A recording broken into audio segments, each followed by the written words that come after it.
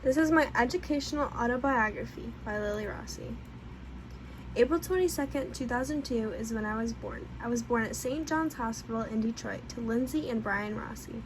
My full name is Lily Irene Rossi, and I was named after my great-grandmother, Irene Lily Rossi. When I was born, I already had one older brother named Tyler, who was 4. Along with my older brother, I also had a younger brother named Carter. We were 16 months apart. I grew up in Harrison Township, Michigan, which is surrounded by water, so we were always out on the lake. I was best friends with my neighbors who were around the same age as I was. We were always the house to have the team parties and the family parties. Everything was always hosted at our house. My closest friends were the girls who I did gymnastics with. For preschool, I went to Sunnyside Preschool. My teacher's name was Miss Pranian. She had my brother in the past years, so she already knew who I was and gave me more attention than the other kids. We were allowed to bring one toy from home, and my favorite toy was my baby doll. I went to South River Elementary.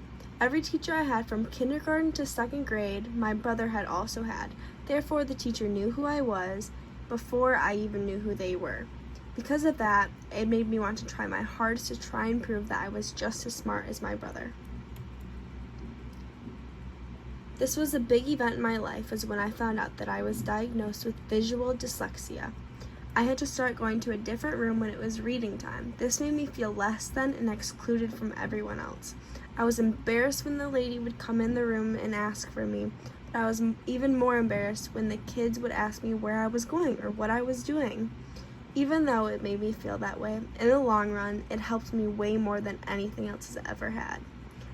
I want to help children and make an impact on their life. I want to help the kids explore their differences and learn to accept their differences. I want them to know that it's not a bad thing.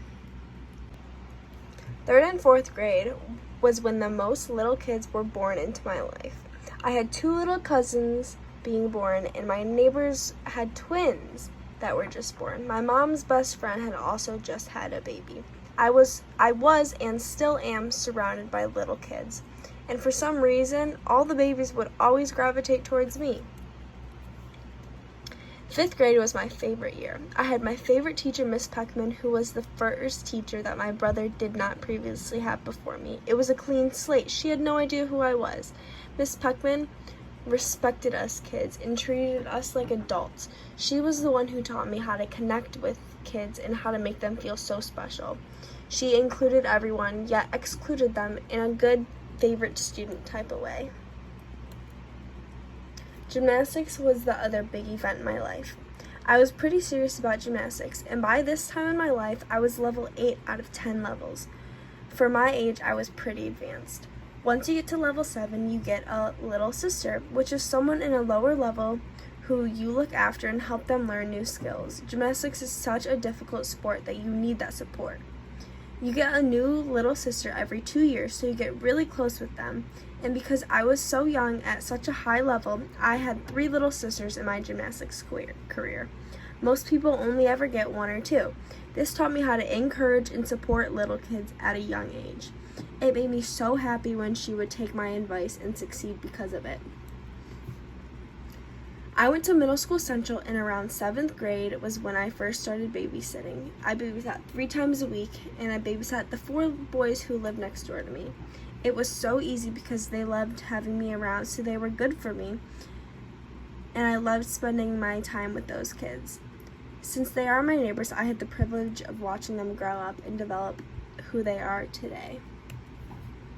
Once I got to high school, I had 4 babysitting jobs. My neighbors' cousins, my choir teacher, and my old babysitter's kids. I loved it.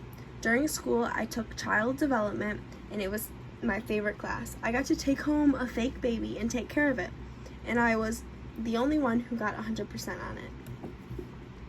CMU. I chose this school because both my parents graduated from this school, so naturally, it would be on the top of my list. I've been coming to the football games for as long as I can remember. This school is fulfilling some of my childhood dreams and continuing on the family saga. In the future, I plan on majoring in social work with a minor in ASL. I really want to work with either an adoption agency or a foster care. I want to help as many kids as I can. I hope one day I can make at least one of the kids feel hopeful and excited about their future.